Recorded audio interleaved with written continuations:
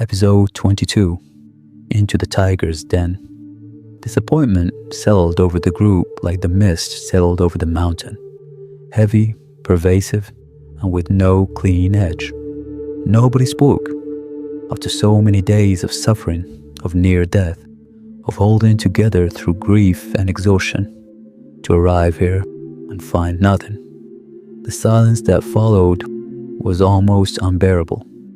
Time had passed into early afternoon. They had been walking since dawn, with barely a moment to drink water, let alone eat.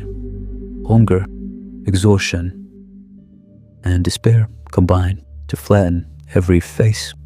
No one could blame Master Luong. This forest was too large, this village too deeply hidden. If the mist village were easy to find, it would not have passed into legend. Tuak sank down against a tree and dropped his head into his hands. We've lost. Even Master Luong can't do anything. How are we supposed to find the ghost village? Bao couldn't hide his own disappointment. Since Master Luong had left to search, Bao had been searching his own memory, trying to find some image, some sensation that matched this place, some trace of the path Luong had once led him along. Nothing. He remembered nothing that could help. Master Luong said Mo Chok must have anticipated this. The moment he understood our purpose, he fortified the inner barrier. He sealed every thread of spiritual power that might have been detectable from outside. Old Zhen scratched his jaw and asked, "You've talked about barriers many times. I still don't fully understand. What exactly is one?" Master Luong replied, "Imagine you are standing in an ordinary place. I create a formation around you, and through this formation, I use spiritual power to make it so that others cannot see you, even though you are standing right there. To explain it through what Tuok and Bao have already experienced." Both of them described feeling as though they had walked into an entirely different world, an unfamiliar space, unlike anything they had seen before. That is because they had, without realizing it, wandered or been led into an area enclosed by a barrier. Only a skilled magician or sorcerer can use spiritual power to create a barrier, a wall that hides what they don't want the outside world to see. In Mo Chok's case, the barrier conceals the entire mist village. It is why the village exists only as rumor. Bao said suddenly, "But Swang led me out of the forest. She guided me through it." Master Luong replied, "This is the exception that tells us not everyone in the mist village is cruel. But do you remember, people who enter that forest and don't die, they often go mad." Bao went very still. Something clicked into place. "No, it can't be. That's because it helped me escape. That's why Swang had to die, isn't it?" No one answered. Bao leaned back against the tree. He stared at nothing. "She let me out, and it killed her. When I said I wanted her to come with me, she just smiled and said it was impossible. That was why. It was me. I killed her." Master Luong said firmly, "Don't think like that. That's guesswork. We need you steady right now. We need everyone steady." Their legs were numb, their stomachs empty. In this state, thinking clearly was nearly impossible. Old Zhen looked at each of them and said, "So you're just going to sit there and mourn?" The elders taught, only with a clear mind can one find the way. You can't think when you're starving and your mouth is dry. Eat first, then plan. I'm going to go find something. There are rocks by the lake. There will definitely be edible moss growing on them, and there might even be fish in that lake. Come on, there's time to eat, gain strength, and think again. Things don't always go the way we want. That's not a reason to stay on the ground. It was exactly what was needed. Old Zheng's voice broke the stagnation. Even Master Luong agreed. He's right. Eat first. Maybe when our stomachs are full, something will come to us. Bao and Tuak exchanged a look and both stood. Each person was given a task. Firewood, stove, pot, food preparation. Old Shan went down to the lake near the waterfall to gather moss and stones. The waterfall was white and loud and beautiful. The lake below it was quiet, clear. Cool water with only the faintest ripples. The kind of place that made even a person like Old Zheng stop and look for a moment. Then, from under the water's surface, something caught the light. A metallic glint gone the moment he focused on it. The surface shivered as a leaf fell and landed. Old Zheng stood there for only a few seconds before he made his decision. He jumped in. The water was clear all the way to the bottom. He kicked down toward the spot where the glint had been, and when he reached the lake bed, the metallic light was simply gone, no trace of it anywhere. Instead, Old Zheng found something he had not expected. He hung at the bottom of the lake and stared. Is this... His wartime experience in the North Vietnamese army had made him something approaching an elite commando.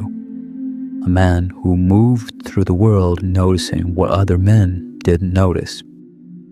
He checked the lake bed carefully before surfacing. When he climbed out at the area where Bao and Tuok were cooking, his body was dripping, his face carrying something he wasn't ready to say aloud. Master Luong looked at him. Did you fall in? Old Zhong paused before answering. No, I swam to the rocks on the other side. More moss over there. He handed over the cleaned moss and stones, gave Bao instructions for wrapping and grilling them in banana leaves, and directed him to a stand of wild banana trees nearby. While Bao prepared the food, Master Luong asked quietly, "Your face doesn't look right. Any symptoms? Any lingering effects from the venom?" Old Zheng smiled. "I'm fine. Probably just cold from the water. And my health feels better than it did before the snake bite, honestly." What Old Zheng had seen at the bottom of the lake, he was not ready to say it yet. There were too many unknowns. Saying something now would only scatter everyone's thoughts at a moment when focus was everything. He would hold it a little longer. After eating, Master Luong tried again.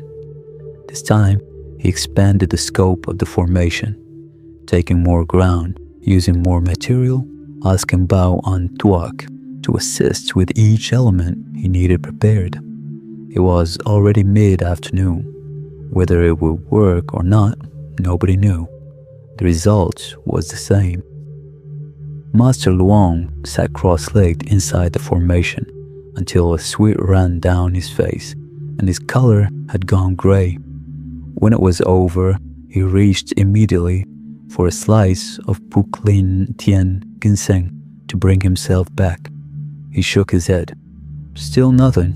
His barrier is too strong. I can be certain that people live at the foot of Mount Wubu, but even with everything I have, I cannot detect a single trace of the spiritual energy maintaining that barrier. We've lost. Tuak was on his feet, both fists against a nearby tree, hitting it again and again. Impossible. We traveled all this way, through everything. through everything, and now we just give up? No, I won't accept it. Bao said nothing. He was looking around with a slight frown. Something was off. He had been so focused on helping Master Luong set up the formation that he had stopped tracking everyone. Now he looked from face to face and felt it.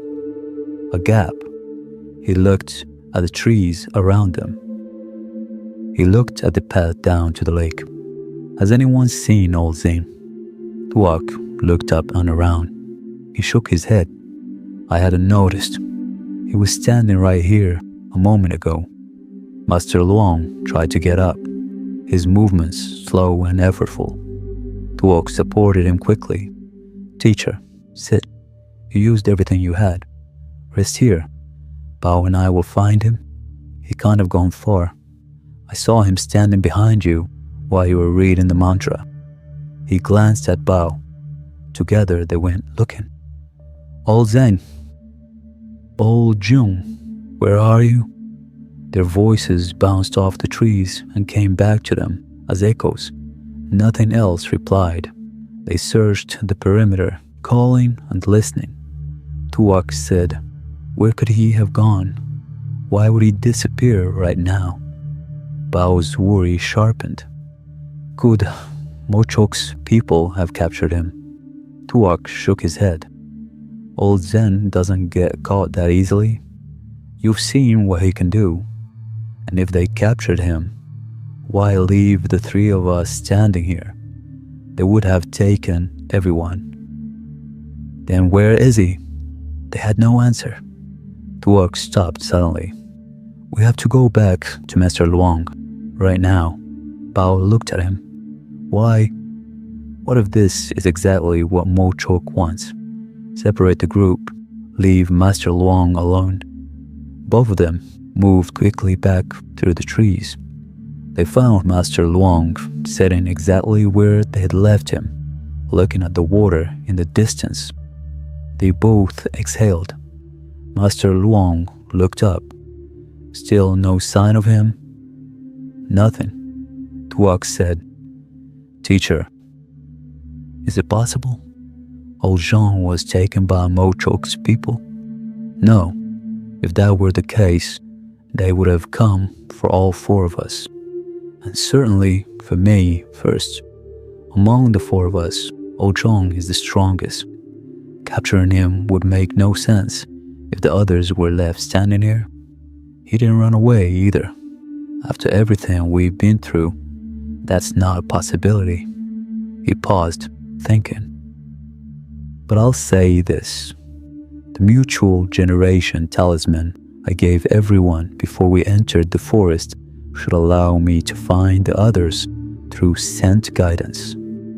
And yet, since old Jing disappeared, the talisman has told me nothing. It is as if he has vanished from the physical world entirely. Whatever happened, the lake area seems the most likely answer. Before we ate, old Zhang went to the lake. And when he came back, something had changed in his face. I noticed it, but said nothing. Let's go to the lake. They went. Along the lake shore, there were clear boot prints in the moss on the rocks, old Zhong's from before, but no sign of him now.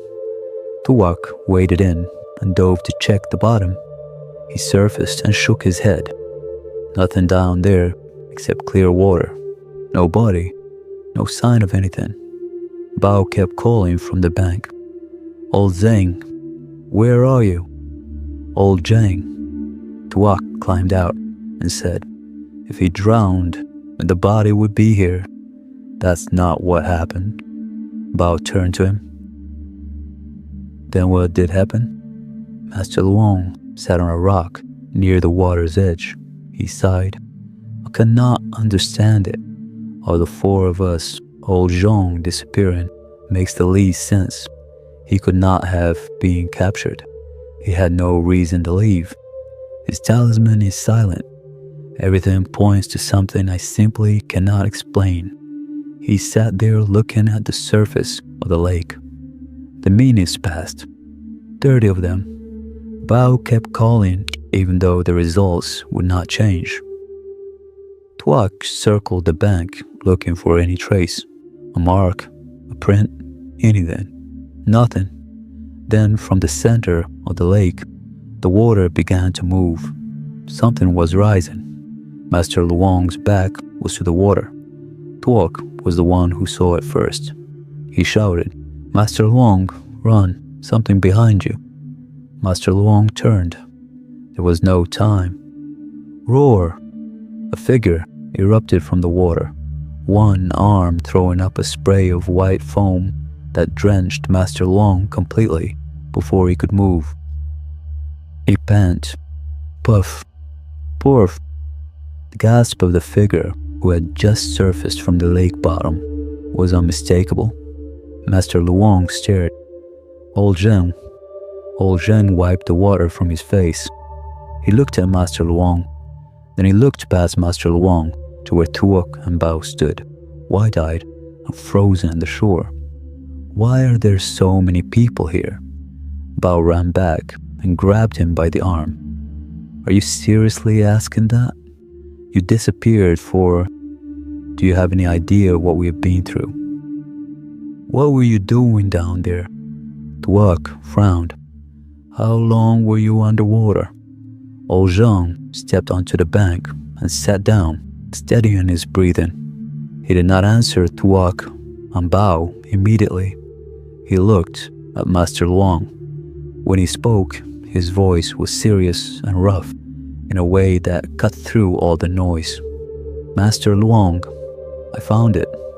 I found the way to the Mist Village. He paused, then said, No, it should be called the Devil Village, because it seems beyond the legend of gold, beyond the stories of madmen speaking of a dead village. It is all real. We have come to an extremely frightening place. Tuak grabbed old Zhang's arm. Old man, what did he say? He found the way to that village? But where is it? Where? Bao was waiting for the same answer. Old Zhang looked down at the surface of the lake and pointed. The entrance is at the bottom of this lake. Not only Bao and Tuak, Master Luong himself was stunned. Old Zhang continued. There's a cave at the bottom of the lake. I found it by accident this afternoon. When I came to get moss and stones, I saw a metallic glint beneath the water. Out of curiosity, I dove down to look. When I reached the bottom, the glint was gone. But instead, I found the cave entrance. At first, I was going to tell everyone, but Master Luong was still in the middle of the formation, and I didn't know where the cave led. I wanted to verify it myself before I brought any of you with me. Bao said, So all the time he was missing, he was inside that cave? Old Jiang nodded. I couldn't have imagined that the cave at the bottom of the lake connected to another cave behind the waterfall. It's difficult to explain in words.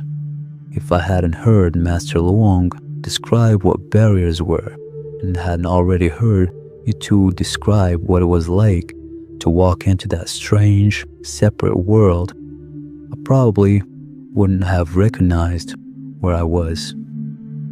Even the oldest forests I walked in as a young man can't compare to the wildness of what lies beyond that cave. I thought there could be no humans living there, until he stopped, his hands clasped together. His face held something between fury and quiet, private horror. Master Luong asked, what did he see? And just now, why did he call it the Devil Village? Old Zhang steadied himself. He swallowed and then answered. After passing through the cave, I took the risk of searching deeper. Before I found the village, I came to a place, I don't know what to call it, a graveyard, a body dump, a field of death, because there white skeletons. And not only skeletons, corpses of people killed only days ago, still decomposing, already black, all of them, every one of them, hung from wooden poles, flies everywhere, crows perched on the bodies, waiting for the last breath, ready to tear. The smell is indescribable. And then I heard the sound coming from one of the poles, a moan. Not a dead body, a living woman, her long hair hanging over her face, her arms and legs tied tight to the pole. She was still breathing. The crows were already landing on her shoulders and head, as though they knew it wouldn't be long. Bao shivered. He had read about crucifixion, about public beheadings, about the torture methods of medieval authorities. He had never imagined standing within reach of something like it. What did he do? I cut her down, but by the time I reached her, it was already too late to save her. She was almost entirely gone. She could barely make a sound. Just before she died, she opened her eyes and looked up at the sky. She said, "Save my daughter, please, please." Looking at her clothing, I assumed she was a village resident, and the others hanging in the poles, all dressed in similar clothing. They were punished here for some act of disobedience, some defiance of Mochok. Which means Mochok is not only killing outsiders who wander into the forest, he is slaughtering the people who live in the village itself. There are many poles, some with fresh corpses, some with bones dried for years, some where only the stain of old blood remains on the wood. I have seen many bodies in wartime. I have never felt fear like that. Master Luong asked, "And the village itself, did he see it?" "Yes, past the body dump from high ground, I could see it, a village in a valley, surrounded by ancient forests. Standing at a distance, I couldn't clearly make out the activity below, but the village seemed unnaturally quiet." Master Luong said, "There is no time left. From now until midnight, we must stop Mochok. Kill him if we can, before the ceremony begins. He's pouring all of his energy into the demon's sacrifice tonight. Because of that, his mind control over the villagers has weakened. To prevent any resistance, he has killed those who showed signs of disobedience, punished them publicly in the name of his god. I once said the shaman feeds on fear. He kills the weak to feed on their terror, to increase his own power. And I have been thinking about something since Luong died." Tuox asked, "What is it?" Luong mentioned the demon soul and the full moon night. Those are the two essential elements of the demon sacrifice ritual. People who hold the ideology of the primordial ancient way seek to reincarnate their evil god into the human world through a living vessel, a body that contains all the necessary elements to receive the demon soul. My master once said that the demon soul can be preserved through generations for hundreds of years, but a suitable vessel may not appear for thousands. That is why every performance of the demon sacrifice requires killing many people. The sacrifice feeds the ritual, and the ritual calls the soul. My master also said that this land of Nam, small but carrying an extraordinarily powerful spiritual current, is both a blessing and a danger. Spiritual energy in certain places is so concentrated that it soars like a sleeping dragon waiting for the right hand to wake it. If that energy is used rightly, it brings prosperity and light in all directions. if it falls into the wrong hands, if someone with evil intention occupies those places, the threat extends beyond this valley, beyond this country. It threatens everything. Mo Chok is one of those who have traveled to Vietnam from outside specifically to exploit that spiritual energy. If we cannot stop him, even if the demon soul fails to find a host, the Mist Village will become the second Daiyan village. Old Zen said, "Then we leave now. A soldier once told me, if you don't go into the tiger's den, you cannot catch the tiger. The most dangerous place is often the safest place. I want to kill Mochok. If not now, then never." Bao nodded. Tuok still had one question. Going through a cave at the bottom of a lake, will there be difficulties? Old Jing replied, "You need to know how to swim and hold your breath for about a minute and a half. Everyone here can swim. Bao and Tuok, no problem." They looked at Master Luong. Master Luong understood the look and smiled. "I can swim. Don't worry. And with Fuklin Tin Gensin in our systems, we can hold our breath longer than usual underwater. If it's just a feeling, everything that has happened on this journey, it is as if we have been guided. Perhaps heaven cannot look away from Mochok's crimes forever. Or perhaps this is the final task heaven has entrusted to me before." He trailed off. He shook his head.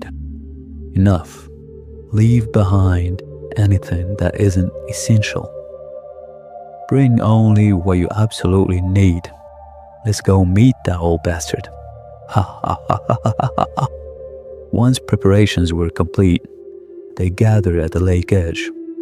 Master Luong had said there would be no problem with the underwater crossing, but Bao still had a lingering worry. While packing, it had occurred to him. Now he stood holding a long coil of rope. Pulled out completely, it would measure over 100 meters. He held it and looked at old Sheng. "How long is that cave passage?" "Can you estimate from memory?" Old Zhang thought. "Hard to say exactly, but it didn't feel too long. When you reach the other end, you swim straight upward toward the light, like climbing a narrow well." Bao gathered everyone together. "Here's my suggestion. The cave is narrow. Swimming through one after another would work, but in a confined space, if anything goes wrong, the four of us would have very little ability to help each other.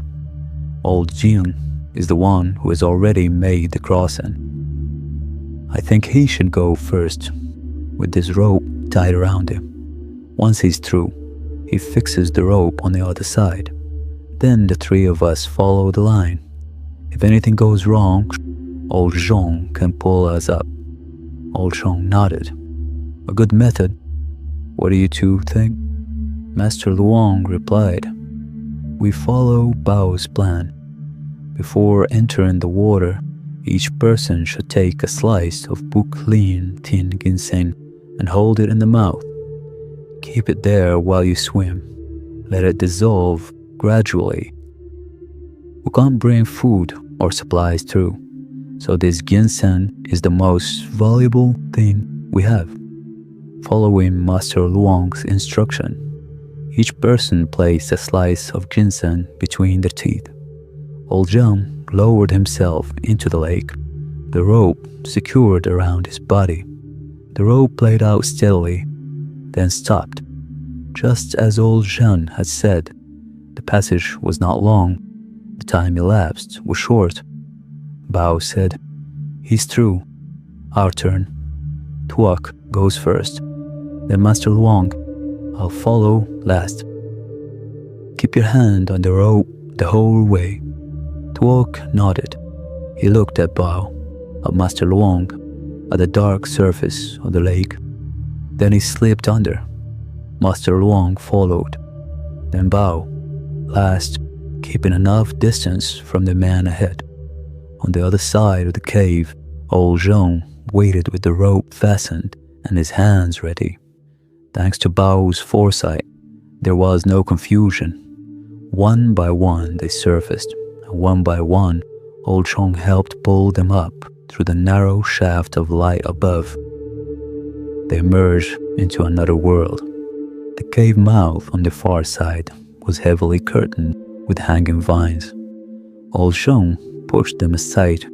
He said, "It seems no one has ever found this place, a secret cave." Master Luong stood and looked around him. His voice was quiet. "Nature is astonishing. There are things in this world that even a lifetime of study cannot fully prepare you for. The old shaman doesn't know this cave exists. He doesn't know there's another entrance to his village. Human calculation is not as complete as heaven's." He turned slowly, taking in the landscape. Ancient trees, massive and old beyond reckoning. Primordial forests, untouched, silent. White fog drifting in slow masses between the trunks. For Bao, this was his first time in this space. And yet, it was not his first time near it. He had been here in spirit once before, led by someone who was no longer alive. For Tuak, this was a return that cost everything. The first time had taken his companions and nearly taken his mind. The last time he had come here, he had barely come back. Old Zheng asked, "We found the village. What is the plan?" Master Luong replied, "Among the four of us, Tuok knows this place best. He has been to Mo Chok's lair, walked the paths inside. Tuok will lead us. Remember, our target is Mo Chok, not innocent villagers. Kill him, and everything unravels. The people will be freed." Tuok disagreed. "Not just Mo Chok. Under his command, there are guardians, cold-blooded killers who will act without hesitation on his orders. My friends didn't die gently, and if the entire village is under mind control, showing mercy means killing yourself. You know this." Old Jiang agreed with Tuok. After what Kuong had shown them, he understood exactly what Mo Chok's men were capable of. The level of madness and bloodlust in a controlled person was not something you could reason with. "I'll say this plainly," Old Cheng said. "If someone comes at me with a direct intent to end my life or anyone else's, I will kill that person, not out of cruelty, out of necessity. We are outnumbered and outmatched in every way. On the battlefield, mercy shown to the enemy is suicide." Master Luong sighed. "I saw those villagers hanging on the poles too. They are Mo Chok's victims, not his willing soldiers. But I understand what both of you are saying. My position is this. If we encounter anyone who is not immediately threatening our lives, we do not act. But I know that may be too fine a line to hold in the middle of what is coming. My plan is as follows. We use the cover of dusk to enter the village. To walk, we retrace his path and try to remember the way to the wooden house where Mo Chok killed his friend. If Mo Chok is there, we destroy him together." Bao said, "Is it really that simple? After everything, after all the formations, the spells, the power Mo Chok has accumulated, can he just be killed with a knife?" Master Luong smiled. "Whatever else he is, his body is still flesh. A blade still cuts him. He still bleeds. Evil magic is a weapon used against others, a tool for manipulating them. It is not armor for his own body. And remember what I told you. Fear is the only thing that makes his magic effective. When there is no fear inside you, his power against you is diminished. Remember that. Hold it as long as you can. Tuak, Bao, and Oljan each repeated it to themselves in silence. The sky was turning toward late afternoon. The year-round fog thickened as the light changed. The group began to move. 4 people, going deeper, into a valley where a village lived in terror and waited for a night that none of them yet knew had already been interrupted. The first place they reached was the field of poles. Master Luong told them to cover their mouths and noses. Tuok nearly doubled over from the smell anyway. The overlapping stench of old rot and fresh death, ancient bones and new ones, drying blood and the sweetness of flies. Ojen said very quietly, "This is the death beach." After a few seconds of raw shock, Bao stood rooted to the ground. Tuok went to his knees and vomited. Before them, a field of wooden poles stretching further than they could take in at once. Some poles old, some new, some halfway rotted. On them were remains in every stage, dry bones, shrunken corpses, human bodies still decomposing. The reek of it was the reason for the name. At a glance, there were too many to count, too many to see as anything but a horror. Master Luong had spent much of his life in graveyards, had washed the bones of countless people, had prepared the dead for burial more times than he remembered. Even Master Luong shuddered. His lips tightened. This is where Mo Chok punishes those who refuse to obey or go against his will. Old Zhang said, "Why is he killing villagers?" "Not all of them were villagers," Master Luong replied. "Some of them are the ones who lost their way, outsiders who stumbled through the barrier." Bao crouched down. His hand had touched something half buried. He pulled it free, wiped the dirt away. A knife. He turned it over and looked at the markings. Master Luong is right. This graveyard is not only for the villagers. I think I can explain something that has puzzled people for a long time. In 1956, a group of 18 American soldiers was sent to search for military aircraft that had crashed in this mountain region. None of them ever returned. I believe this is why. He held up the knife. This is an M5 bayonet with an M8A1 scabbard, manufactured in 1953, designed for use with the M1 Garand rifle. It bears the markings of the United States military. The bodies of those 18 soldiers are here, on these poles.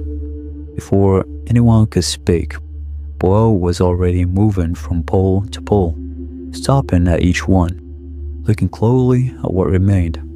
Tuok did the same, working the other side of the field.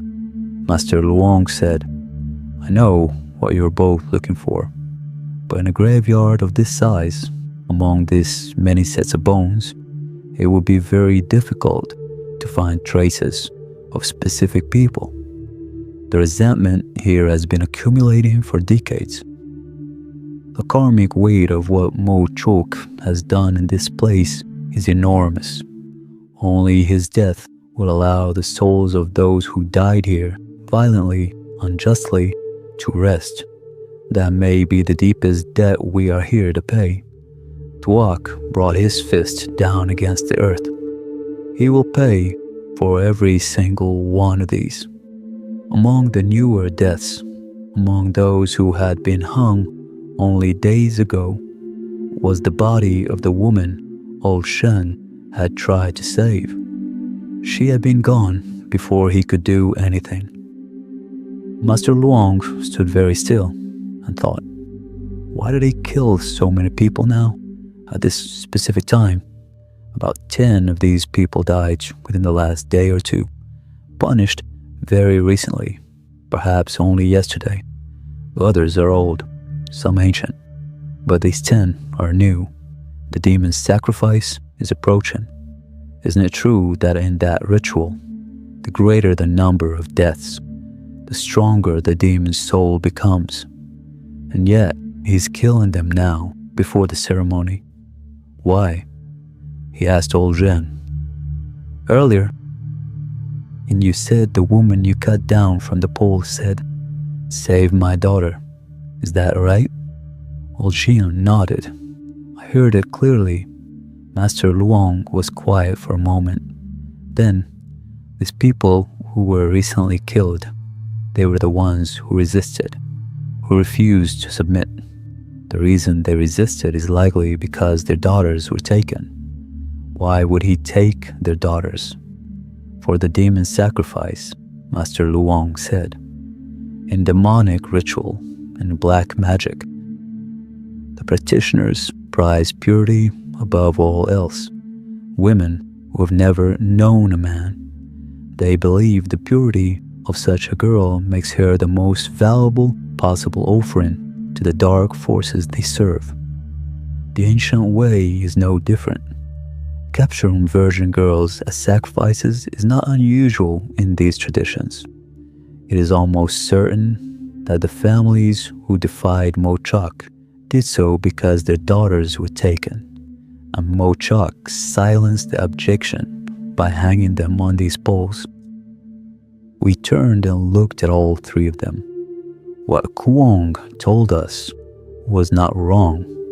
This village is on the edge of destruction, and if Mochok's ritual is successful tonight, he will kill every one of us afterward without hesitation. Tuok said, "Do you think he knows we're here yet?" Master Luong smiled faintly. If he knew, his men would have come hunting us by now. It seems that my earlier reasoning holds. Mochok is pouring everything into the demon sacrifice ceremony. The formation is gone. Maintaining the inner barrier is costing him. Controlling the village is costing him. He has overextended himself, trying to hold everything together before tonight. He is afraid of us because he can sense the potential in this group. But his fear of failure tonight is greater than his fear of us. That is our window. In this world, everything coexists and interacts. If Mochok is a poisonous serpent, then we are hawks, his natural enemies, old Zheng said. Even so, don't forget, elite American soldiers with weapons and training died on these poles. The people of this village are not ordinary. If dozens of them come at us with the same madness as Kuong, we are finished. Mochok's inaction could also be because he is letting us walk into the den ourselves, knowing we'll have nowhere to run once we're inside, knowing the village is here and knowing how to enter it. Those are two different problems. Now we have to figure out how to get in without being detected the moment we arrive. Even under cover of dusk, moving through that village without being seen will not be simple. Tuok knows the way to Mochok's place, but how do we reach it? Bao had been standing still for several seconds, very quiet, looking up at the poles, at the bodies that still had flesh on them, the bodies that had died only 1 or 2 days ago. He looked at the clothes. He swallowed. I have an idea. Everyone listen.